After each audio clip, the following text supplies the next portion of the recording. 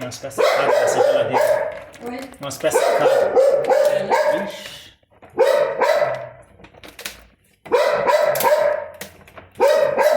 Isso é quando segura.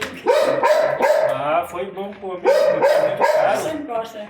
Eu comprei um fogão na geladeira, já tem um vidro em cima. Eu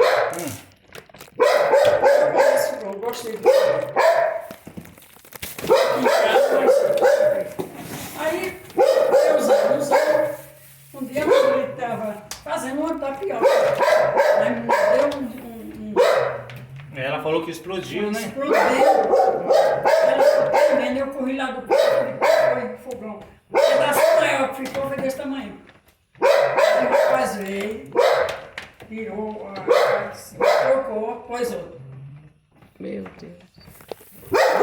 Falou que Aí ela estava fazendo como aqui, eu ali conversando com ela. Me deu quase que eu do susto tão grande que eu levei. mas aqueles fogões eles estão estourando muito aqueles vidros nisso. Aí eu digo, não quero mais. Aí a moça disse, não, a gente manda fazer outra. Eu digo, não, eu não quero. Ou vocês dão dinheiro, ou me dão o fogão que eu quero. Isso aí. Devolveram o dinheiro. Depois, só não vamos devolver o dinheiro do seguro. Devolver o dinheiro do fogão que eu comprei. Comprar outro fogão.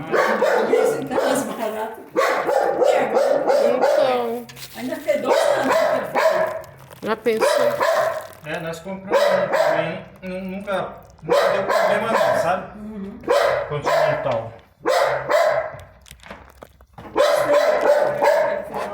Tem as grades grossas. Bom. Eles não operaram bem.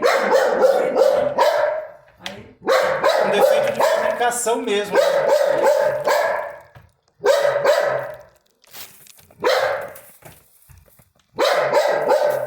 Aí dá pra ele ver.